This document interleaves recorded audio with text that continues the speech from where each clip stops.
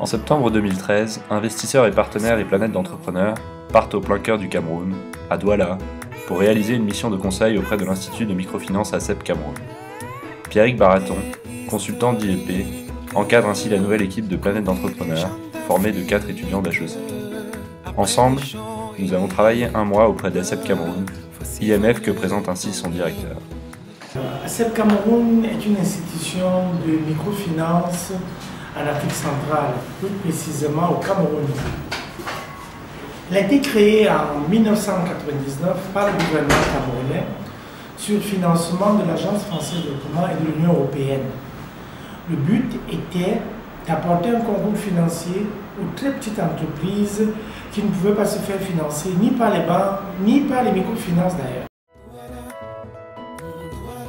Nous sommes leaders dans le microcrédit avec plus de 2,5 milliards CFA par mois de financement, vraiment au tout petit, avec moins de crédit de moins de près de 2 millions de francs. Vous comprenez que nous intervenons beaucoup plus dans les souches vraiment les plus basses.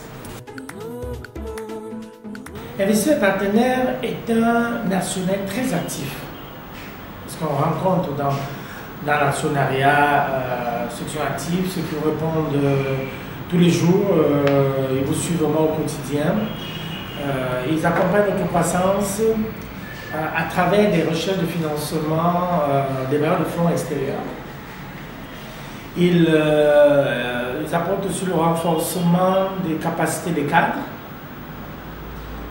Vraiment, c'est un actionnaire très actif, très présent. Durant tout le mois, nous partons à la rencontre de près de 300 clients d'ACEP, dans les marchés comme dans le cœur de la ville. Il est d'abord ressorti de notre étude que l'IMF aide efficacement les très petites entreprises à se développer. Elle leur offre une possibilité de financement quand bien souvent, les banques classiques leur ferment la porte. Est-ce que vous êtes déjà renseigné sur les conditions d'emprunt? Non, j'en ai vraiment pas. D'accord.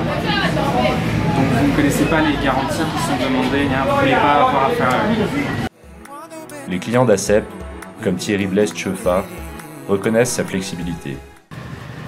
ACEP ne nous met pas de pression comme dans d'autres endroits. D'accord. Voilà. Plus qu'un tuteur, ACEP est devenu indispensable à ces entrepreneurs qui n'imaginent pas l'avenir de leur activité sans leur soutien. l'ACEP, comment est-ce que vous feriez De me reculer si me rien. Oui, il doit réduire l'attractivité. L'impact de ce soutien n'est pas seulement économique, mais aussi social, comme en témoigne ici la restauratrice Marcel Fetang-Joya. Alors, est-ce que vous avez l'impression que le fait d'avoir votre entreprise à vous, ça a modifié votre situation au sein du foyer, avec votre mari, avec vos enfants, avec votre famille? Est-ce que ça a changé des choses ou pas? Oui, positivement. Positivement, c'est-à-dire, qu'est-ce qui a changé concrètement? Bon. Je suis plus respectée, et on peut demander mon avis sur le commerce ou en général dans la vie de la famille? Oui. Ok. Et alors, même question avec la société, avec les commerçants ou des gens que vous rencontrez, vos amis. Est-ce que le regard a changé depuis que vous êtes là? Alors, dans quel sens, pareil? On te prend plus en considération parce qu'on se fie au fait que tu aies une activité. Ouais.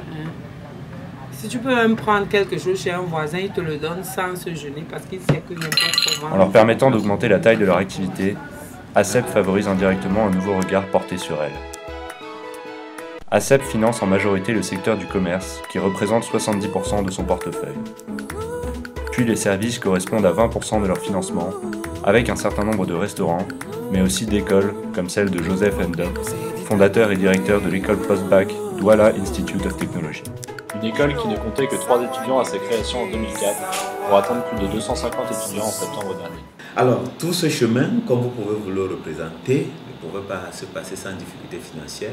Et en parlant avec un ami, il m'a dit, tiens, il y a un organisme de financement qui est en place, certes, qui ne font pas de gros crédits, mais pour des petits montants qui peuvent vous permettre de couvrir les petits besoins, il faut les approcher.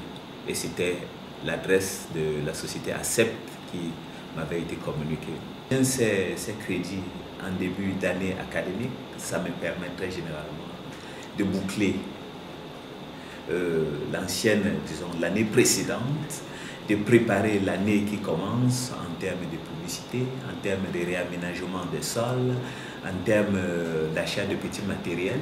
Donc, en gros, je dirais que ACEP vraiment a été d'un très grand secours pour nous, surtout qu'au moment où je cogne aux portes de la société ACEP, je n'ai pas d'autres possibilités de financement. Par exemple, les grandes banques sur place, on a beaucoup de difficultés à y accéder là-bas.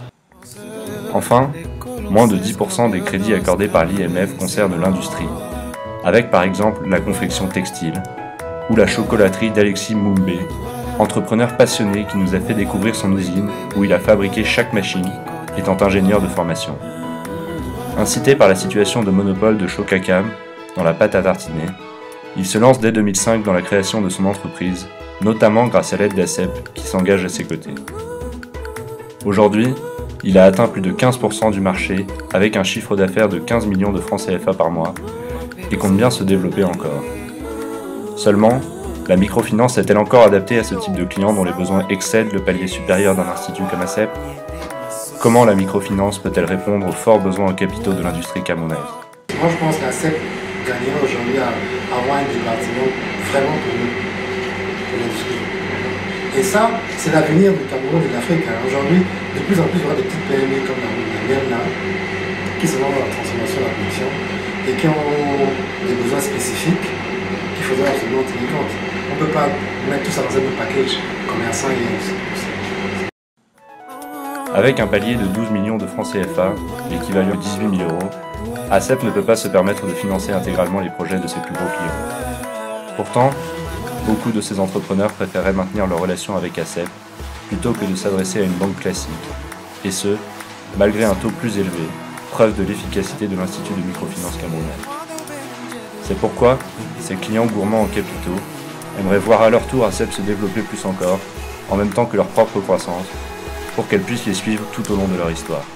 ACEP, c'est, je dirais, vraiment une structure qui, pour moi, mérite aujourd'hui encore de grandir, je dirais. Si je peux avoir, certes qu'il y a beaucoup de souhaits, mais si je peux avoir un souhait aujourd'hui, c'est que peut-être ACEP passe à une structure de banque.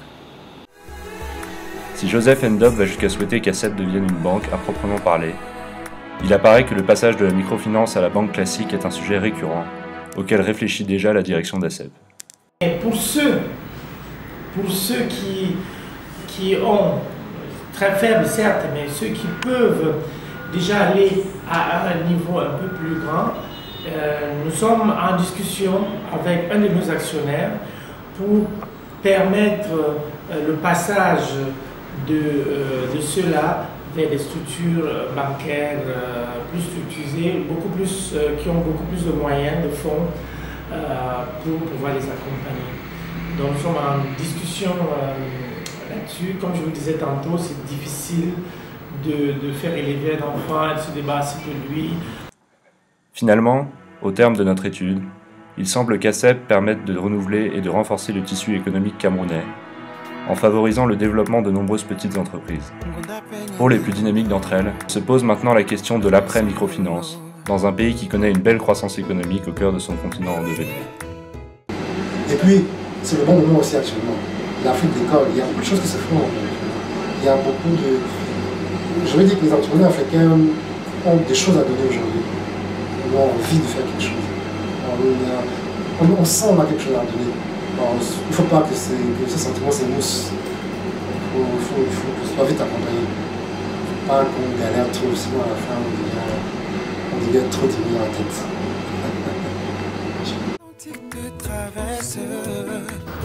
Il n'y a pas la plaque là.